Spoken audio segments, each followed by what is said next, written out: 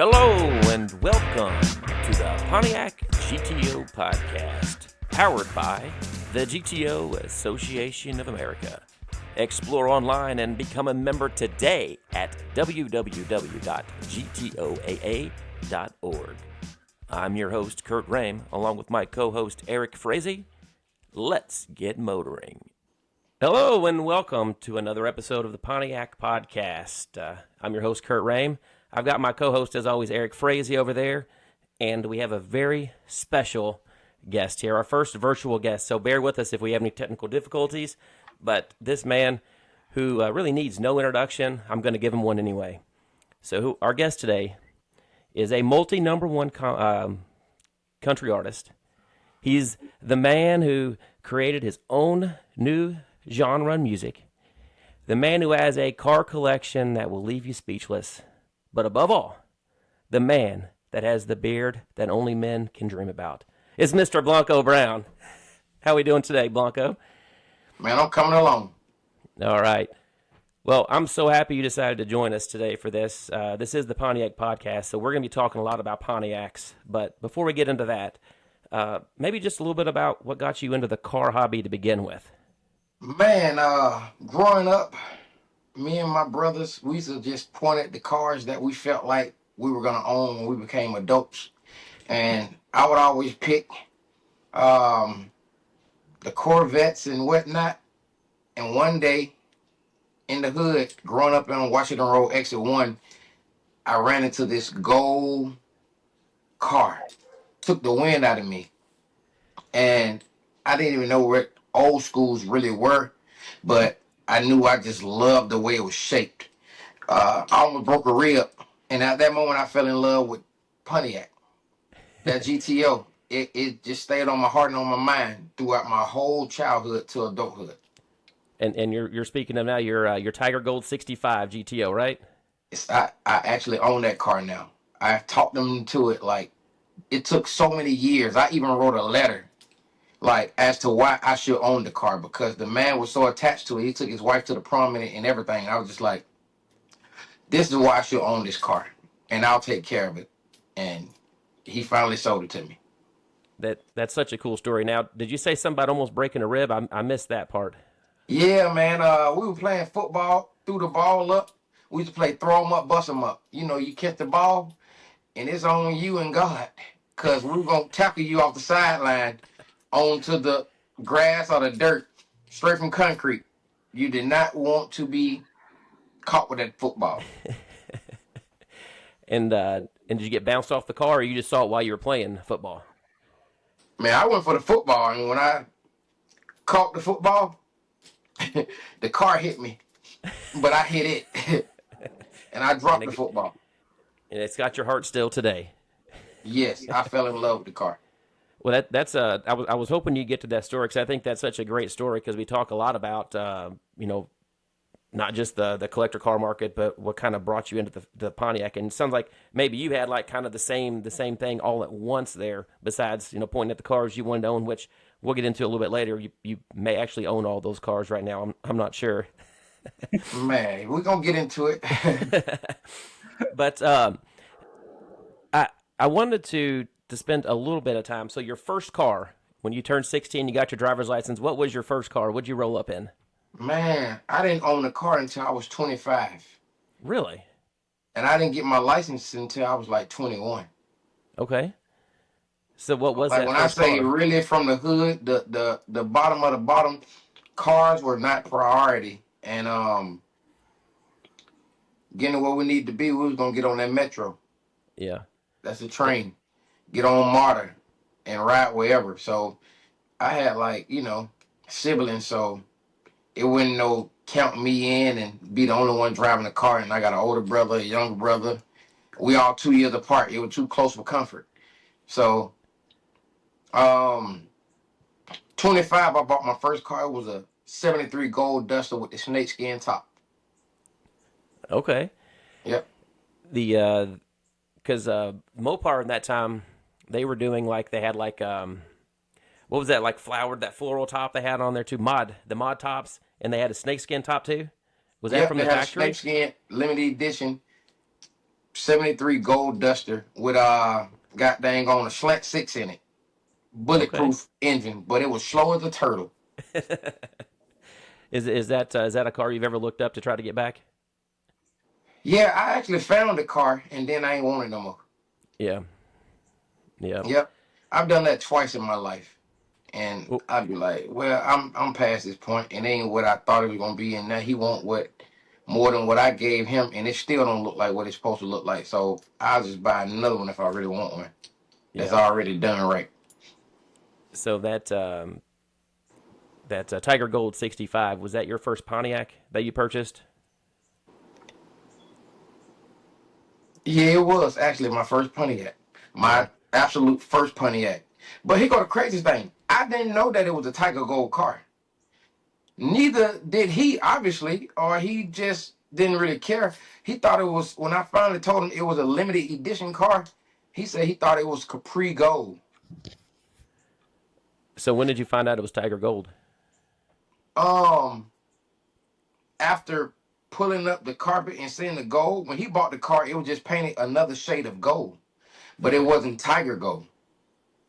And And then he actually had a Tiger Gold convertible when he was younger, and his wife wanted a gold Pontiac, so he bought her this Pontiac, and it was actually a 2XX on the cow tag that let me know that it was a Tiger Gold car, and it had the 5N on it, yeah. so I knew it came from the Pontiac plant. So for the paint code, X was special paint color. Yep. So they So could. it got the 2XX on it. I don't think they can really track how many Tiger Gold cars there were, because anything with a double X was just a different special order of paint, basically. So I know it's a pretty limited run though. Yep. And the crazy thing is, I'm probably the only one with one that's three on the column. Yeah, that is cool. When you told me Yeah. that, I'm like, oh, I didn't even think about how very few, if any, of those I've ever seen before. Yep. Because they came stock with the center console, and you can the 3 speed. So Yeah, three on the column was an option. That's crazy to me. that is crazy. And one of the things we'll get into later, but the first time I met you was in Lawrenceburg, Indiana. You were at the 2019 and at the GTOA convention down there, and you stopped. I had my gold 66, and we stopped and we talked a little bit, and you showed me pictures of yours, and then we chatted for a while, and then next thing I know, I go over and I sit down, start thumbing through YouTube, and I see your car with you doing a dance tutorial of the Get Up. Oh Your yeah. first number one, and right in front of that car. I'm like, man, this guy right here he's the real deal. Like, he's out here promoting, like, because you never told me anything. Yeah. I But just be. we had a Yeah. conversation about cars. That's what we were. So I mean, That's like, right. my personal life don't have nothing to do with what we're talking about.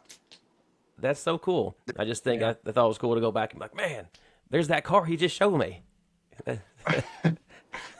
That's funny. That is Um, ironic though. yes, very much so. So any, well, I'm gonna skip that question for now. We'll save that one for later. Um, tell me about your car collection now. I know you have lots of different collections, but tell me what's in the garage. Yeah, man. I mean, I have a little bit of everything from 1946 Cadillacs to GTR Nismos. Yep. So a wide range, and Defenders with LSs and stuff in them. All right, so your Pontiac's in that collection. Oh yeah, What? my Pontiacs are my children. I got a '76 50th anniversary, 533 cars made with the hearse top. Um, Smoking the Bandit, black and gold, original honeycomb wheels, documented mileage, 29,000 documented miles. Still on the title. I got a '67 GTO that Kerbin Customs built. It took 4.5 years. Um, all custom LS 2006 GTO with a '67 body put on top. and I'm talking about the embroidery and everything is just to live That for. yeah, I've yet to see that one in person, but when you send pictures or see it on YouTube or whatever, that color, I don't know what he calls it, but that color is, I called it root beer, but it is Oh yeah, popping. we call it the Blanco Brown. I want to shout out Glossary because they help sponsor some of the paint. Okay, well it's a beautiful color. Yep. So we made some shimmer brown. So you got the TA Bandit Edition, you got the 6706 Kerbin Custom, you have the 65 Tiger Gold that tried to break your ribs when you were playing football when you were a kid. Yeah, Yeah, I have man. I also have a Colorado tribute to Trans Am. It's a truck, 1 of 10, and it's pretty dope. Hold on, it's a poster of it.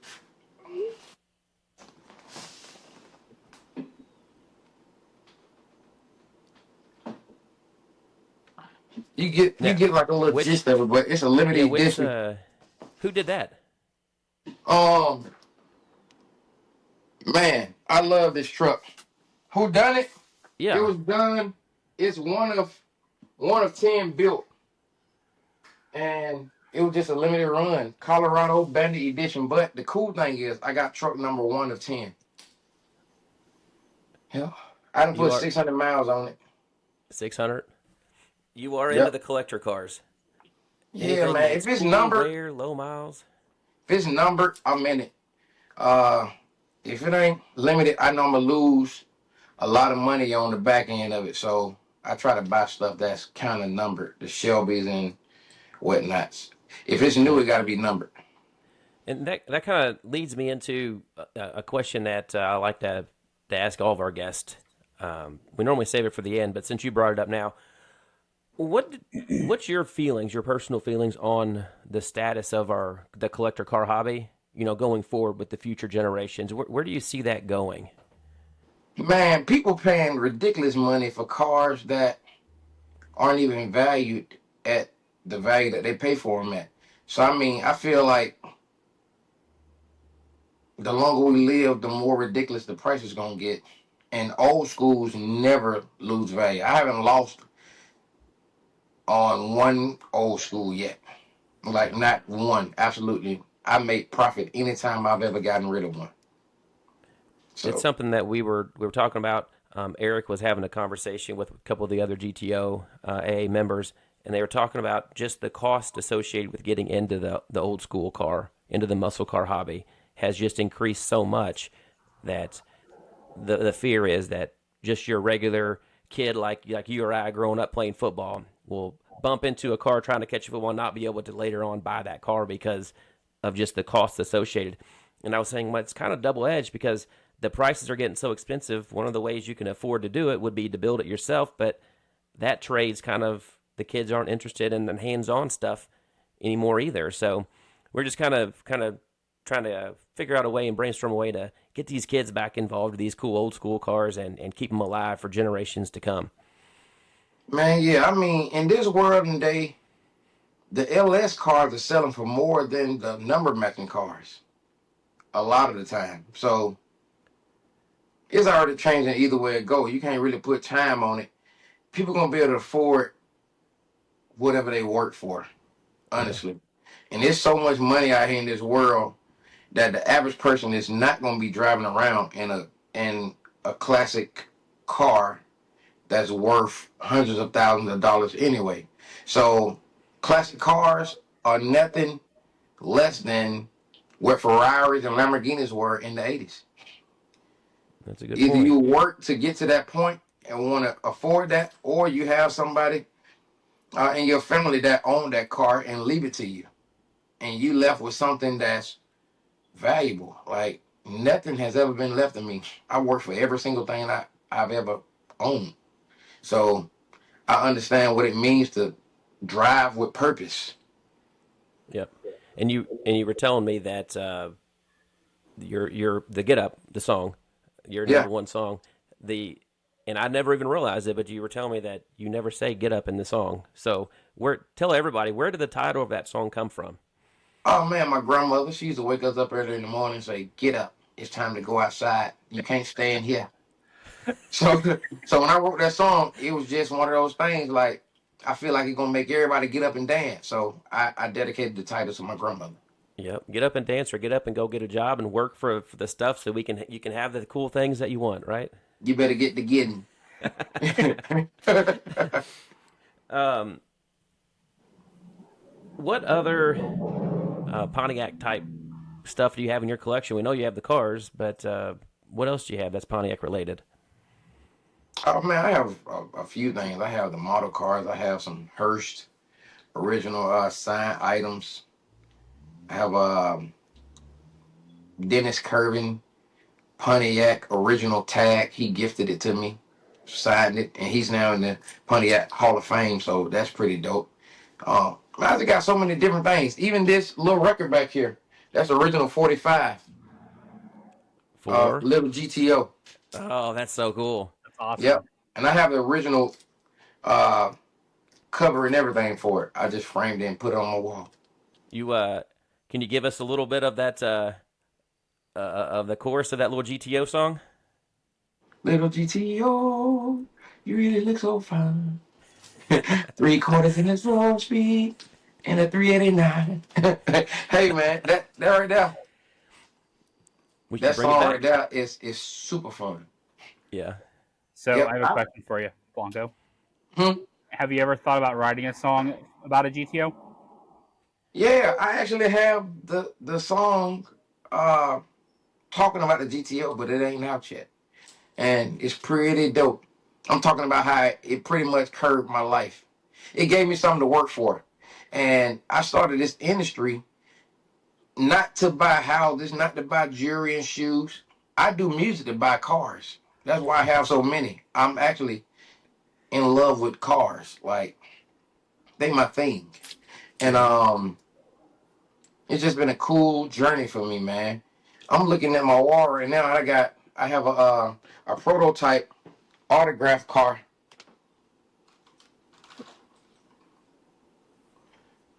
Y'all may know this guy. Milt Smyrna. Oh, Mel. Shrimp. Yeah. Milt. One of one, #1 prototype. So this is actually the car that they made the models out of, but this is the first one. And I had a conversation with him, and I won the. It was like bidding, secret bidding. I bid it the highest, won it. He signed it. 101. God bless his soul. Rest in peace. He passed like last year, didn't he? Couple years 2 ago. years ago. Maybe 2 years ago. Yeah. Yeah. Yeah. So I have some cool stuff, man. All the way down to Hearst wheels. Did somebody say prototype? Oh yeah, I have a prototype Hearst wheel. I have all four of them actually, and I purchased them from Dennis Curvin, and they got like a lot of provenance with them, like pretty cool. The only pair unknown to exist. They still have the Hearst stickers under them, and they've Never never mounted. been mounted. They never been mounted on the car at all. Wow. See, I'm sitting in this room so I can kind of show y'all some of this stuff. Okay.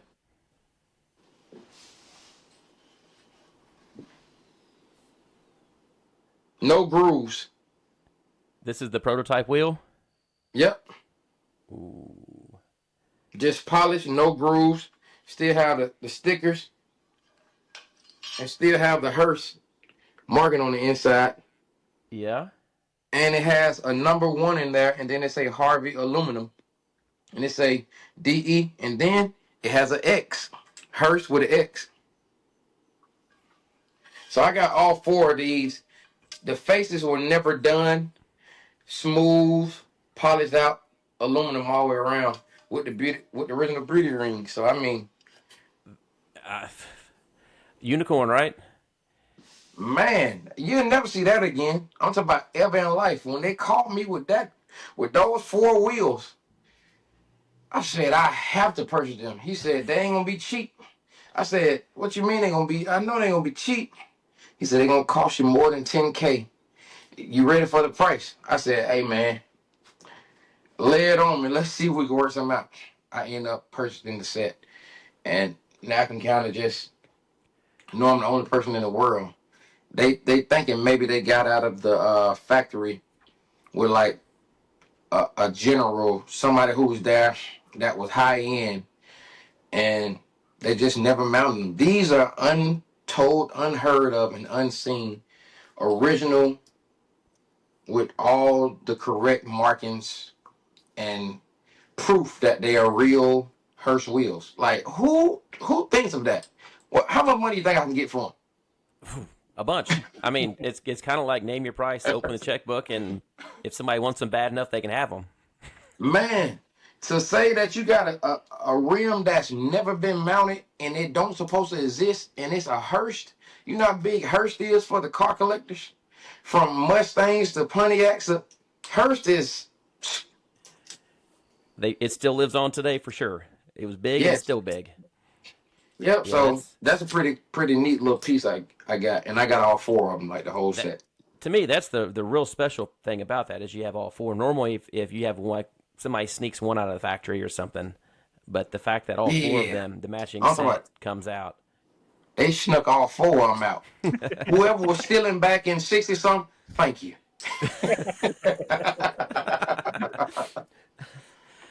Oh man. So talk about all the stuff you have.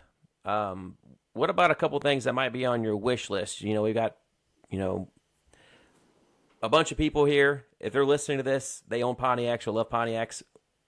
What is it that's on your wish list of things to buy that if somebody has in their garage that you might want to take off their hands?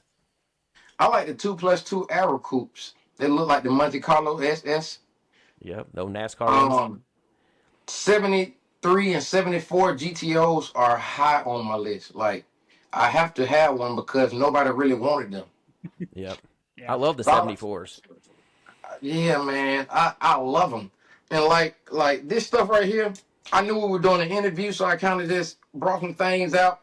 Sure. And I'm in this room, but like this stuff go back into a climate control garage. Like we off here by tomorrow, it'll be back stored, wrapped up, and chilling. So that's what I'm saying. Like I got all that cool stuff, but I don't get to look at it every day. So the cars are one of those things. I go to my building and I just get to kind of drive whatever I want to.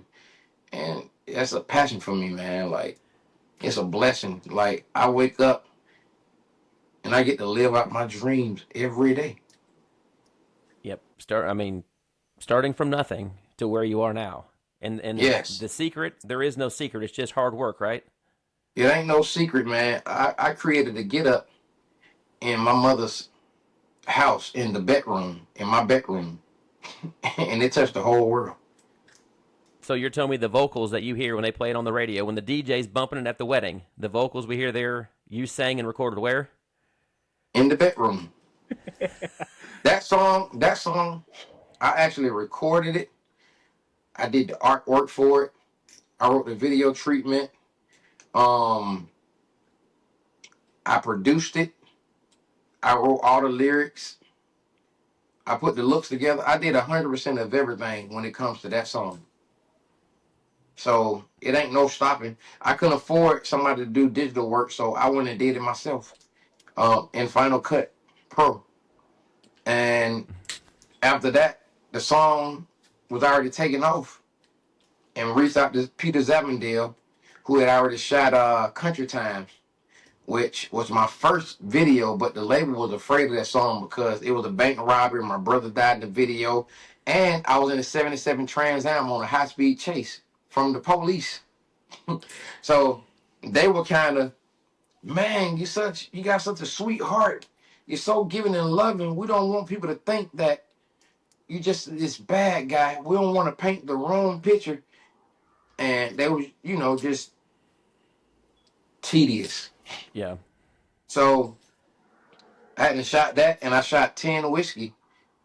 And April 19, 2019, I leaked the Get Up. And it's pretty. It's a very amazing song. It's a fun song to dance to, Thank you. and all the hard work and stuff. Did you know when you were doing it? Like, did you have a feeling? I'm sure you get a feeling about all the songs you do, but was there a special feeling like this is going to be the one? Tell you the truth, I've had that feeling plenty of times, but this time it worked. If you don't believe in yourself, nobody else is going to believe in you. So it's good you have that feeling. I have plenty of songs better than the Get Up. Trust me. Like, well, I can't wait to hear this one that talks about the GTO. I'm talking about like jamming like a high point in the shootout. Jam. Yep. And I was gonna mention that your Country Time video with your Trans Am in it. That's man. That was a 4-speed Trans Am in there. You were grabbing gears in the video. And what's so crazy? I actually set a Trans Am on fire for that video. That was not no special effects. The car is actually gone. I have the burnt hood sitting in the building, which I'm gonna clear coat and put like coats over it, buff it out and hang it on the wall from the video, and I'm gonna sign it. So one day when I pass, somebody knows that was my first video in my hood. I'm big on number ones and prototypes and concepts, things of that nature. What? So we talked a little bit about music. What about movies? Your favorite car-related movie? Do you have one? Gone in 60 Seconds. They had all the cars. The original one? Definitely the original. Okay. And outside of that, man, I had to go with Fast and Furious, Triple X. Ooh. We used to have a guy bring the Triple X car, a replica, to the shows. I haven't seen him in a few years. Have you, Eric? With that flip-flop GTO. It's been a while. Yeah. Yeah. That's a good show. That's a good movie. I forgot about that movie. That's a good one. I'm still looking for some more GTOs, man. Like, I would like to own this car that he signed the small version for me for. So, if we can get in touch with those folks, I would love to get in touch with them people, offer them some monies. Those cars are for sale. And what they want for them? I don't know. I know the one that Milt had, the guy reached out to my dad about, because my dad helped restore it. And he said that all of Milt's cars will be for sale. I can put you in touch with Eric Blanco. Yeah. Please. Off air. Yeah. I would love to own the small version of that car with the car. The big version. Yeah. Over. And the other things that Eric laughs at me because he's at these shows that we go to. We kind of walk around together and look at stuff. And I know you're looking for a mint condition 65 Pontiac black steering wheel for the GTO. Man. And he knows I go to every swap meet. I'm looking in people's windows of the cars, and if it looks good, I'm like, hey, you want to sell this wheel? I got somebody who wants to buy it. And they never do. But one of these days, they're gonna have a wheel for you. One of these days. So if anybody out there has a 65 black GTO steering wheel, the deluxe with the chrome trim ring, please holler at me. I need it. And email GTOAA podcast@gmail.com, and we can hook you up. And the other thing you're looking for, I know Tim Dye has one, but he's not coming off of it. But you want the tiger skin that was in the 65 ad. In the front of ad. I have the original ads and everything from back then, and I have also some of the plant rings. I can't think of the name on right now, but like when they got rewarded, I got like the golds with the diamonds and some crazy stuff. And I'm also waiting for that tiger tail. I need like one of them long tiger tails. That's right. I got to make you one of those. Yep. Yep. We'll get you one of those. Well, that's awesome. You want to talk a little bit about where people can find your music or get in touch with you on your socials? You want to do any shouting out or anything? Oh man, just check me out on all platforms. Blanco Brown, BlancoBrown. All right. Eric, before we get talking about what's coming up, regional and national, maybe we can put Blanco on the spot here a little bit and tell him that the national event is in Loveland, Colorado. And when is that event, Eric? July 7th through the 11th, 2026. July 7th through the 11th. 2026. Loveland, Colorado. And so feel free to come out there. Come out there. Oh, man, I definitely got to show up to something like, yeah. Just make it happen. And then regional meet is when, Eric? September 20th. I'll do it for you. September 20th. And that's in Pontiac, Illinois. So that's just not this Saturday, next Saturday. So it's coming up real quick. So he's going to go change his battery. And Blanco, if there's anything else you want to add, I mean, other than that, I think I really, really appreciate you taking time to be on here. Your friendship means a lot to me. And hopefully we can continue with this Pontiac journey for a long time. Yes, indeed. I mean, we just going to keep it going. I mean, outside of me almost buying a 69 convertible Trans Am. Almost. Almost. I mean, or it was close. It was almost the real deal, wasn't it? Almost. But we'll keep looking because there's a real one out there with your name on it somewhere. Man, I'm trying to tell you, as much as has been discovered, I'm pretty sure there's some things that nobody know about that have some dope documentation, and they say, "Oh man, we didn't know that this existed." Like somebody really got this. Like back in the day, it wasn't no cameras all in those buildings like that, and the paperwork was hard copies. I know it's something that exists that we don't know about. 4 wheels snuck out the back door at Hearst. That's what I'm saying. So if them got out, something else got out. There's somebody else that ordered a 69 Firebird convertible that made it out as a Trans Am, maybe. Right. That'd be the story right there. We'll keep finding. We'll keep looking for that cool stuff. I know we're marketplace connoisseurs, so. Yes, indeed. And I'm looking for a judge any year. Any year? What color? Any color. Really? You have to any color judge. You have to have a favorite color. I like the black ones with the pink and yellow stripes. Yes, 70, 71, yeah. Yeah, like. But I mean, the carousel red, it'll do. But I like to be a little different, so I like the white ones with the blue, pink, and yellow stripes. The black ones. So and then I even like the green ones. There's a guy that he's an original owner of it. We interviewed him over the summer, and he's got a Judge. It's white with a red painted top from the factory. I've never seen a red painted top on a white Judge. I don't know how many they made of them, but it was really cool. Oh, that's dope. That's what I'm saying. It's so many things that we haven't heard of. So I'm pretty sure with my luck and my blessings, I'm going to come across some more things that have never, ever been discovered.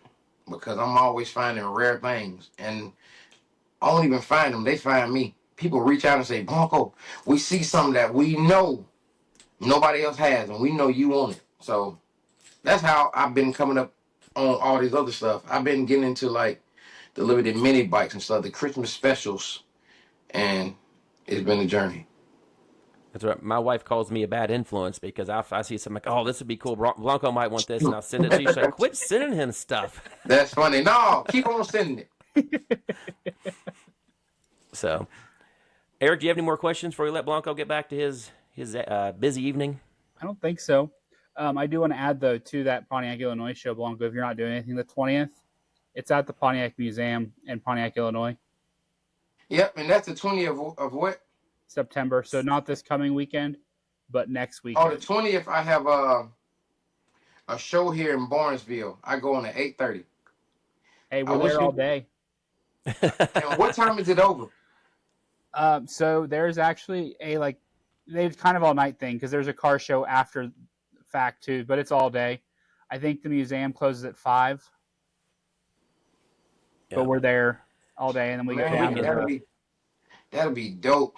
But if I go on at 8:30 and I'm done by 9, by the time I fly there, it'll be over. Come beforehand. Well, we'll definitely have to find time. Definitely have to find time to get down there to check out your stuff, and I need you to come up here and I can show you around some of the stuff that's around here. That'd be man, fun. I would love to. Let's do it. All right. And then keep your schedule open for 2026 in July in Loveland, Colorado. Is that one of those? Is that wood? Yep. Yeah, that's cool. I don't know who made it, but it got gifted to me. When I bought my car, and Kirby and them said they came across it, and it's the same year, so they said we're gonna get this to you. So you ain't gonna really find this. It's heavy. Yeah, that is cool. I love it. Well, yes, indeed, man. Okay. Thank y'all for having me. Remember, purpose over everything. Love and blessings. Blanco Brown. That's right. Hey, the honor was all ours. We appreciate you taking the time, and we'll talk soon, buddy. Yes, indeed. Thank you.